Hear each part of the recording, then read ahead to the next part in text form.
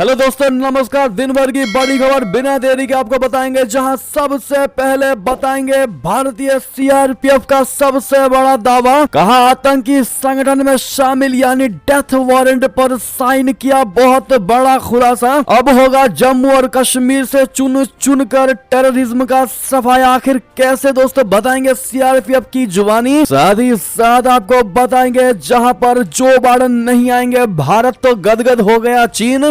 Global times ने उगला जहर, जो लिखा वो पढ़कर आप भी भड़क जाएंगे। बताएंगे दोस्तों आखिर ऐसा क्या लिखा है चीनी बड़बोले मुखपत्र ग्लोबल टाइम्स ने। साथ ही साथ आपको बताएंगे जहां तो क्या महज अफवाह है दाऊद की मौत या फिर सच है दोस्तों। बताएंगे कैसे पाकिस्तानी पत्रकार ने किया सबसे बड़ा दावा। एक से एक बड़ी खबर आपको बताने वाले हैं। संसद की सुरक्षा में तैनात हुए 4 पैरों वाले योद्धा आखिर कौन है वो दोस्तों। बने रहेगा वीडियो के अंत तक। लेकिन खबरों में आगे बढ़ने से पहले आप सभी से रिक्वेस्ट, अगर आप भी अपने भारत देश का भारतीय सेना का दिल से समर्थन करते हैं और मानते हैं कि मोदी जी है तो हर चीज मुमकिन है, तो इस वीडियो को भी कर दीजिए लाइक, चैनल को कर दीजिए सब्सक्राइब, बेल आइकन दबाइए, साथ ही कमेंट बॉक्स में लिख दीजिएगा जय हिंद। जी हाँ दोस्तों, तो चलते हैं पहली और सबसे बड़ी खबर की तरफ, जहां आतंकी संगठन में शामिल यानी डेथ वारंट पर साइन। जी हाँ, सीआरपीएफ के वरिष्ठ अधिकारी का सबसे बड़ा दावा। कहा अब जम्मू और कश्मीर से चुन चुन कर मारा जाएगा टेररिज्म। जी हाँ, होगा जमकर इनका सफाया। बता दे केंद्रीय रिजर्व पुलिस बल बोले तो सीआरपीएफ के एक वरिष्ठ अधिकारी ने सोमवार को कहा कि जम्मू कश्मीर में अब आतंकवाद प्रचलित शब्द नहीं है और अब इसे गंदा शब्द माना जाता है। सीआरपीएफ के एडीजी नलिल प्रभात ने शोपिया में संवाददाताओं से बातचीत में कहा कि मूल बात हमें यह समझनी होगी कि आज के माहौल में जम्मू कश्मीर में आतंकवाद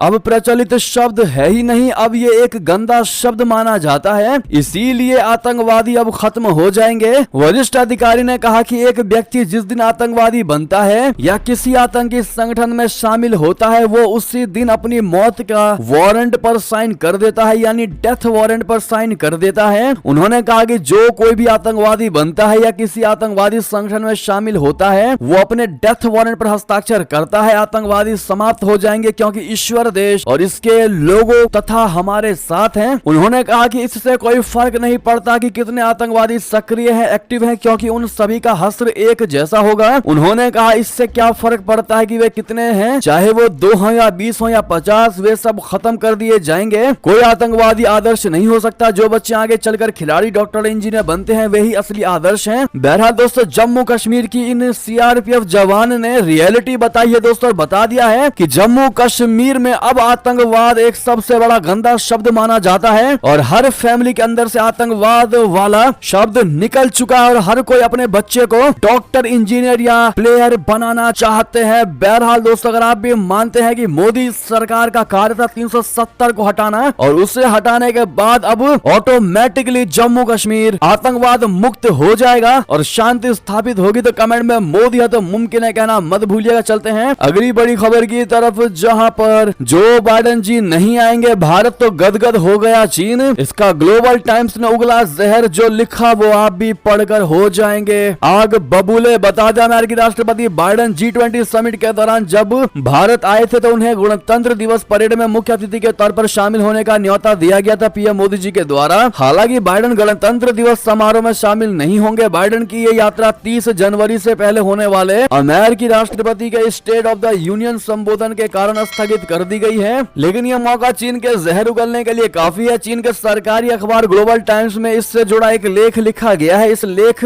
में हेडिंग लिखी गई है कि क्या भारत अमेरिका का हनीमून खत्म होने वाला है। ग्लोबल टाइम्स बाइडेन की यात्रा ना होना भारत के लिए एक बड़ी डिप्लोमेटिक हार के तौर पर देख रहा है। ग्लोबल टाइम्स ने लिखा है कि अमेरिका को भारत से संबंध रखकर 3 फायदे हैं। उसने लिखा सबसे पहला फायदा कि अमेरिका को भारत से स्मार्ट इंजीनियर मिल जाते हैं। दूसरा, भारत एक बड़ी मार्केट है जो अमेरिका की ई कॉमर्स और सोशल मीडिया वेबसाइटों को फायदा देता है। तीसरा है नैरेटिव कंट्रोल, क्योंकि CNN के जरिए वो भारत के थिंक टैंक को कंट्रोल करता है। ग्लोबल टाइम्स ने भारत और अमेरिका के खराब संबंधों के बारे में बताया। उसने लिखा कि गुजरात दंगों को लेकर BBC की डॉक्यूमेंट्री और आतंकी हरदीप सिंह निज्जर से जुड़े विवाद भारत से संबंध खराब करते रहे हैं। हालांकि ग्लोबल टाइम्स जहर उगलने में पीएम मोदी की अमेरिका में राजकीय यात्रा का जिक्र करना भूल गया, जो दोनों देशों के बीच गहरे संबंधों को दिखाता है। कैसे प्रधानमंत्री नरेंद्र मोदी जी का वेलकम किया गया था अमेरिका में, जो आज तक किसी देश के प्रधानमंत्री या राष्ट्रपति को लेकर नहीं किया गया। इसके अलावा ग्लोबल ग्लोबल टाइम्स ने पश्चिमी मीडिया पर निशाना साधते हुए कहा कि मोदी को लेकर ये घड़ियाली आंसू बहाते हैं। इससे जुड़ी कुछ हेडिंग के बारे में भी बताया। जी हाँ, और भी बहुत कुछ लिखा है दोस्तों। अगर हम आपको बताने लगे तो समय भी निकल जाएगा, खबर लंबी हो जाएगी और ग्लोबल टाइम्स पर गुस्सा भी आपका बढ़ जाएगा। जी हाँ दोस्तों, सब में बड़ी बात तो यही है कि उसने हेडिंग जो लिखा है कि क्या भारत अमेरिका का हनीमून खत्म होने वाला है। अब ऐसे में दोस्तों आप लोग क्या जवाब देना चाहेंगे चीन के मुखपत्र ग्लोबल टाइम्स को? कमेंट में लिखकर अवश्य बताइएगा। साथ ही साथ अगली खबर की बात करें जहां तो क्या महज अफवाह है दाऊद की मौत और उसे जहर देने की बात कहां से फैली? एक खबर बता दे, पाकिस्तान में underworld don Dawood Ibrahim को जहर देने और अस्पताल में भर्ती कराने की अटकलों के बीच विश्वसनीय खुफिया सूत्रों ने 17 दिसंबर को सोशल मीडिया पर सामने आई इन अफवाहों को खारिज कर दिया है। एक पाकिस्तानी यूट्यूबर के वीडियो के बाद निराधार दावे अफवाह में बदल गए। इस यूट्यूबर ने सोशल मीडिया रिपोर्ट पर भरोसा करते हुए दाऊद इब्राहिम को जहर दिए जाने और उसके अस्पताल में भर्ती होने का अनुमान लगाया था। यूट्यूबर ने इन अफवाहों को पाकिस्तान में अचानक इंटरनेट बंद होने से भी जोड़ दिया था। हालांकि आधिकारिक सूत्रों ने इन दावों को पूरी तरीके से खारिज कर दिया और विपक्षी दल पाकिस्तानी तहरीक इंसाफ की एक वर्चुअल मीटिंग में कनेक्टिविटी ब्रेक किए जाने को इसके लिए जिम्मेदार ठहराया। दोस्तों, खास तौर पर ग्लोबल इंटरनेट फ्रीडम की निगरानी करने वाली इंटरनेट निगरानी संस्था नेट ब्लॉक्स ने रविवार शाम को लगभग 7 घंटे के लिए पाकिस्तान में प्रमुख सोशल मीडिया प्लेटफॉर्मों पर महत्वपूर्ण प्रतिबंधों का संकेत देने वाले मैट्रिक्स जारी किए। ये वही वक्त था जब पीटीआई की ऑनलाइन रैली होनी थी। घटना के संबंध में नेट ब्लॉक्स ने कहा कि यह घटना विपक्षी नेता इमरान खान और उनकी पार्टी पीटीआई को निशाना बनाने वाली इंटरनेट सेंसरशिप के पिछले उदाहरणों की तरह है। अंतर्राष्ट्रीय प्रतिबंधों के बावजूद दाऊद इब्राहिम और उसके परिवार ने कई दशकों तक पाकिस्तान की मेहमान नवाजी का मजा लिया। इब्राहिम की जीवन शैली के बारे में उसके और गुर्गे फारूक के बीच इंटरसेप्ट की गई एक कॉल से पता चला है। वहीं दोस्तों आपको बता दें कि इससे पहले पाकिस्तानी पत्रकार ने बहुत बड़ा दावा किया कि कई घंटों से इंटरनेट सेवाएं बंद है और वो दाऊद को जहर देने के बाद अस्पताल में भर्ती करवाने के बाद ऐसा किया गया है। लेकिन दोस्तों जिस प्रकार से इंटरनल रिपोर्ट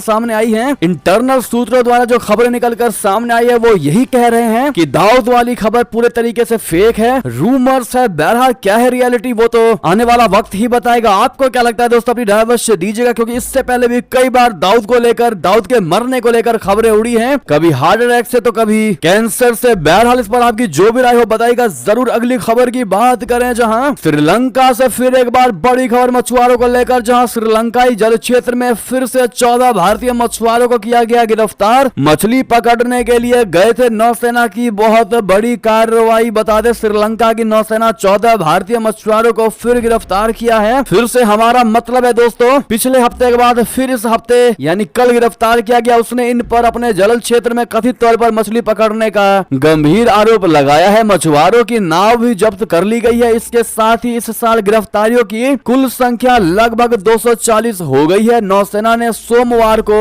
एक बयान में कहा कि इन मछुआरों को रविवार को उत्तरी जाफना प्रायद्वीप में कराई नगर के तट से गिरफ्तार किया गया। इस साल अब तक करीब 240 भारतीय मछुआरों को 35 ट्रोलरों के साथ अवैध रूप से मछली पकड़ने के आरोप में गिरफ्तार किया गया है। जी हाँ, आपको बता दें इससे जस्ट 6 दिसंबर को मन्नार और कोविलन के पास पूर्वोत्तर जल क्षेत्र से 21 भारतीय मछुआरों को गिरफ्तार किया गया था और उनकी 4 नौकाओं को जब्त कर लिया गया था। और आज से 3 दिन पहले की ही खबर है जहां पर 10 मछुआरों को रिहा भी किया गया था। लेकिन फिर एक बार ये 14 भारतीय मछुआरों को गिरफ्तार कर लिया गया है। दोस्तों इस पर आपका क्या कहना बताइएगा जरूर। अगली खबर की बात करें जहां कश्मीर के लिए भारत से 300 युद्ध लड़ सकते हैं। पाकिस्तानी काक्कर के कहने के बाद अब खुद गीदड़ भभकी का अपनों ने ही उड़ा दिया मजाक। जी हाँ दोस्तों, पाकिस्तानी पीएम की गीदड़ भभकी का अपनों ने ही उड़ाया मजाक। बता दें पाकिस्तान के केयर टेकर प्रधानमंत्री अनवारुल हक काक्कड़ ने भारत को गीदड़ भभकी दी थी, लेकिन अब उनके बयानों का पाकिस्तान ही मजाक बनाने लगा। दरअसल कुछ दिनों पहले भारतीय सुप्रीम कोर्ट ने अनुच्छेद 370 को लेकर बहुत बड़ा फैसला सुनाया था। सुप्रीम कोर्ट ने माना था कि अनुच्छेद 370 एक अस्थायी यानी टेम्परेरी व्यवस्था थी। इसके बाद काक्कड़ ने कहा था कि पाकिस्तान कश्मीर के लिए भारत से 300 युद्ध लड़ने को तैयार है। इसके साथ ही उन्होंने कहा कि भारत के कारण 3 बार युद्ध लड़ना पड़ा और जरूरत पड़ी तो और भी लड़ेंगे। उनके इस बयान को लेकर पाकिस्तानी पत्रकार आरजू काजमी ने तंज कसा। उन्होंने कहा कि काक्कड़ साहब कहते हैं कि हम 300 बार जंग लड़ने को तैयार है, यानी ये तय है कि पाकिस्तान 299 बार हारेगा। उन्होंने आगे कहा कि काक्कड़ साहब ये भी कह सकते थे कि हम 2 और जंग और लड़ सकते हैं या 5 जंग और लड़ सकते हैं, लेकिन उन्हें अब भी ये यकीन है कि हम हारने वाले हैं, इसीलिए जंग पर जंग, जंग पर जंग की बात कह रहे हैं। 299 बार हम हारने वाले हैं, क्योंकि अगर हम जीत गए तो क्यों लड़ेंगे कश्मीर के लिए। अगर हम एक बार भी जंग जीत गए तो 299 बार हम लड़ाई क्यों लड़ेंगे। हम 300 बार जंग तभी लड़ेंगे जब हम 299 लड़ाइयां हार चुके होंगे।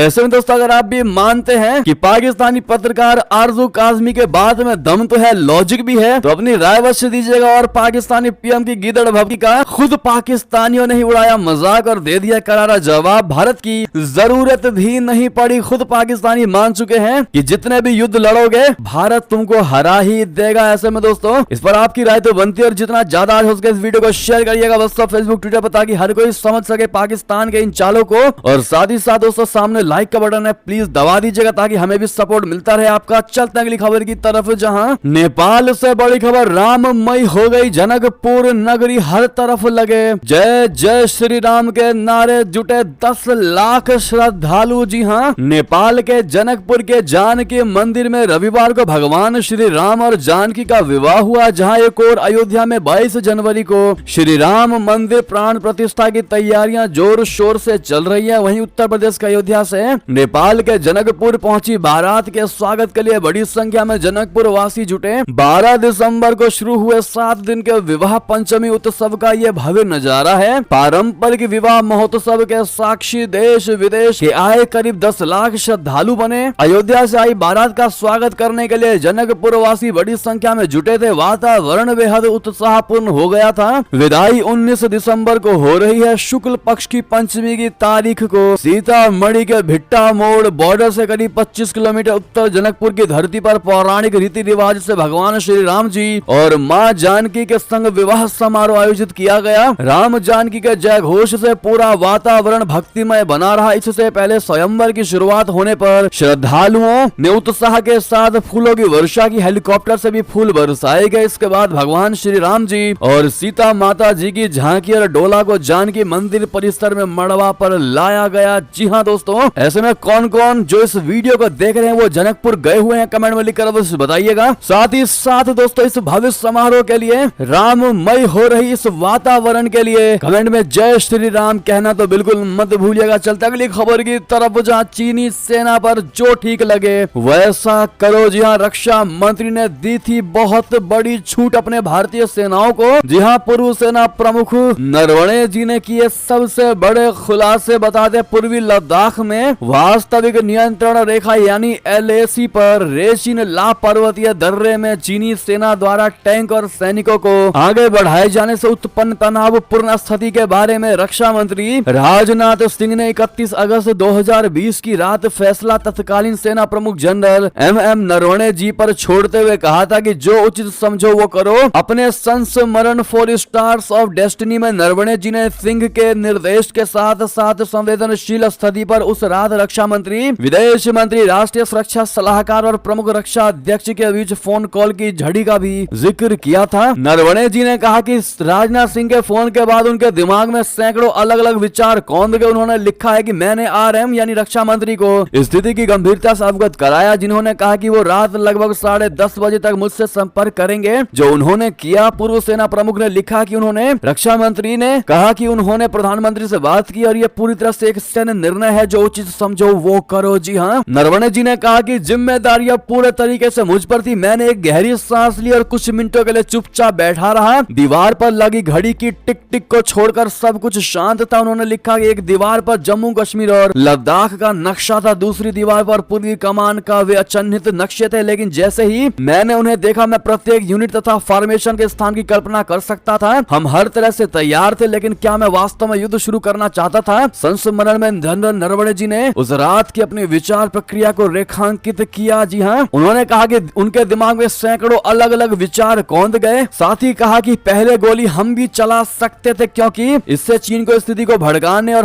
हमें हमलावर बताने का बहाना मिल जाएगा, इसीलिए उन्होंने ऐसा नहीं किया। लेकिन दोस्तों उन्होंने इस संस्मरण में बताया कि जो हमने किया वो चीन को ऐसा मजा चखा दिया कि चीन को जिंदगी भर का ये दर्द रहेगा, ये गम रहेगा कि उसने भारत के साथ पंगा लिया था। बहरहाल नरवणे जी को लेकर आपकी क्या राय होगी दोस्तों? लेकिन इंडियन आर्मी को आप लोग एक बार फिर से हौसला अफजाई करते हुए world's best army Indian army जरूर कहिएगा। चलते अगली खबर की तरफ, जहां पाकिस्तान के खैबर पख्तूनख्वा में मारा मारा गया। लश्कर-ए-तैयबा का आतंकी हबीबुल्लाह, अज्ञात लोगों ने किया हमला। जी हां, पाकिस्तानी आतंकी संगठन लश्कर-ए-तैयबा के आतंकी और इसके लिए नए आतंकियों की भर्ती करने वाला हबीबुल्लाह मारा गया है। उसे भोला खान या खान बाबा के नाम से भी जाना जाता था। पाकिस्तान के खैबर पख्तूनख्वा प्रांत के टैंक जिले में अज्ञात हमलावरों ने उस पर हमला किया। हमलावरों ने हबीबुल्लाह को कई गोलियां मारी जिससे उसकी मौत हो गई। दरअसल पाकिस्तान में पिछले कुछ समय से टारगेट किलिंग की घटनाएं बढ़ गई हैं। आतंकियों को अज्ञात हमलावरों द्वारा चुन चुन कर मारा जा रहा है। हाल के महीने में पाकिस्तान में 20 से अधिक हाई प्रोफाइल आतंकवादियों को मार डाला गया है अज्ञात तरीके से। दोस्तों आपको बता दें कि जो हबीबुल्लाह था वो वाकई में कुख्यात आतंकी था, भारत के लिए मोस्ट वांटेड था। वो लश्कर-ए-तैयबा में नए आतंकियों की भर्ती करवाता था और उस पर रविवार शाम को अज्ञात लोगों के द्वारा हमला हुआ। बहरहाल दोस्तों लगातार भारत के दुश्मन जो मारे जा रहे हैं, इस पर आप लोग क्या कहना चाहेंगे बताइएगा जरूर। चलते अगली खबर की तरफ, जहां एनआईए ने आईएसआईएस के 8 एजेंट को किया गिरफ्तार। आईईडी ब्लास्ट की साजिश नाकाम। जी हां, एनआईए ने सोमवार को देश के 4 विभिन्न राज्यों में छापेमारी की और 8 आतंकवादी गुर्गों की गिरफ्तारी के साथ शक्तिशाली विस्फोटक उपकरण विस्फोट करने की आईएसआईएस बल्लारी मॉड्यूल की योजना को विफल कर दिया। एनआईए ने कर्नाटक व महाराष्ट्र के अमरावती, मुंबई और पुणे में मारे गए छापों के दौरान विस्फोटक, कच्चे माल, हथियार तथा आतंकी योजनाओं को उजागर करने वाले आपत्तिजनक दस्तावेज जब्त किए हैं। जी हां दोस्तों, अगली खबर बता दें, रशिया को फिर आई दोस्त, भारत की याद माला माल करने जा रहे पुतिन, मुंह देखता रह जाएगा अमेरिका। बता दें, यूक्रेन युद्ध के बीच भारत को दोस्त रशिया अरबों डॉलर की बड़ी छूट देने जा रहा है। दुनिया भर में तेल की घटती डिमांड के बीच रशिया भारत को तेल पर दी जाने वाली छूट को लगभग दुगना करने जा रहा है। रशिया अभी भारत को एक बैरल तेल पर 4 से 6 डॉलर की छूट दे रहा था, जो जल्द ही अब बढ़कर 10 से 12 डॉलर तक पहुंच सकती है। रशिया के दोगुना छूट दिए जाने के बाद अब भारत की तेल कंपनियां मॉस्को से तेल की खरीद को काफी ज्यादा बढ़ा सकती है। इससे पहले भारत ने रशिया से अपनी तेल पर निर्भरता को कम करते हुए खाड़ी देशों से तेल के आयात को बढ़ा दिया था। मिंट की रिपोर्ट के मुताबिक दुनिया भर में तेल का आयात घट रहा है और यही वजह है कि तेल निर्यातक देशों को अपने ऑफर को आकर्षक बनाना पड़ रहा है और यही वजह है कि रशिया को भी दोस्त भारत के लिए अपने तेल के ऑफर को आकर्षक बनाने के लिए दामों में छूट देनी पड़ रही है। भारत ने पिछले 2 साल में रशिया से जमकर तेल खरीदा है और पुतिन चाहते हैं कि पश्चिमी देशों के प्रतिबंधों के बीच भारत उनके देश से तेल खरीदता रहे। ताजा आंकड़ों के मुताबिक रशिया से भारत को तेल निर्यात नवंबर महीने में पूरे साल का सबसे कम हुआ है। बहरहाल दोस्तों, ऐसे में फिर एक बार रशिया ने, व्लादिमीर पुतिन जी ने पीएम मोदी जी को जो याद किया है, रशिया ने जो भारत को याद किया है दोस्तों, कहीं ना कहीं यही चीज दर्शाती है कि आखिर कैसे भारत और रशिया के बीच जो दोस्ती है वो वाकई में दोस्तों अनकंडीशनल है, बिना किसी कंडीशन के है, ना कि अमेरिका की तरह जो सिर्फ और सिर्फ अपना फायदा देखते हुए दोस्ती का हाथ बढ़ाता है और फायदा निकलने पर पूछता तक नहीं। जी हाँ, ऐसे में इंडिया और रशिया के स्ट्रॉन्ग रिलेशन को लेकर दोस्तों आपका क्या कहना है, कमेंट में लिखकर अवश्य बताइएगा। और क्या नरेंद्र मोदी जी के कार्यकाल में रशिया के साथ रिश्ते और मजबूत हुए हैं या कमजोर हुए हैं, आप लोग क्या कहते हैं दोस्तों बताइएगा जरूर। एक और खबर की बात करें, जहां अमेरिका में कश्मीर पर रोए पाकिस्तानी आर्मी चीफ, तो अमेरिका ने दे दी चीन से दूरी और भारत से दोस्ती बढ़ाने की नसीहत। जी हाँ, नमाज बख्शवाने गए थे, रोजे गले पड़ गए। जी हाँ, ये कहावत है मुस्लिम समुदाय में। पाकिस्तानी आर्मी चीफ असीम मुनीर के साथ अमेरिका में कुछ ऐसा ही हुआ। अपनी पहली अमेरिका यात्रा पर गए असीम मुनीर ने अमेरिका में अपने समकक्ष के सामने और यूनाइटेड नेशन में कश्मीर का मुद्दा, अफगानी शरणार्थी समेत कई मुद्दों को उठाया, मगर उनकी दाल कहीं गलती नजर नहीं आई। ऊपर से अमेरिका ने भारत से दोस्ती और कुछ शर्तों पर व्यापार संबंधों को मजबूत करने और चीन से दूर रहने की नसीहत भी दे डाली। जी हाँ, पाकिस्तानी आर्मी चीफ असीम मुनीर पाकिस्तान लौट आ चुके हैं। अपनी 1 सप्ताह की अमेरिका यात्रा से उन्हें उम्मीद तो बहुत रही होगी, लेकिन कहीं भी उनकी बात नहीं बनी। मीडिया रिपोर्टों के मुताबिक अमेरिका ने पाकिस्तानी सेना प्रमुख से कहा है कि वो चीन से दूर रहे और उसकी पहुंच सिर्फ आर्थिक गलियारे तक ही सीमित रखें। अगर पाकिस्तान को आर्थिक मदद की रियली आवश्यकता है तो वो भारत के साथ जरूर व्यापार को बढ़ाए। दावा तो यहाँ तक किया जा रहा है कि अमेरिका ने पाकिस्तान को एलओसी पर शांति बनाए रखने तक की भी चेतावनी दी है। जी हाँ, अमेरिका ने एक लहजे में पाकिस्तान को चेता दिया है कि एलओसी वाले मुद्दे पर शांति बनाए रखो, वरना एक इशारा दिया है कि भुगतना तुम्हें ही पड़ेगा। जी हाँ, पाकिस्तान आर्मी चीफ जनरल असीम मुनीर ने अमेरिकी दौरे के दौरान एक बार बार फिर कश्मीर का राग अलापा। उन्होंने यहाँ तक कह दिया कि एशिया में शांति तभी स्थापित हो सकेगी जब यूनाइटेड नेशन कश्मीर के विवाद को सुलझा देगा। वैसे में असीम मुनीर चले थे अमेरिका को भारत के खिलाफ भड़काने, उल्टा भारत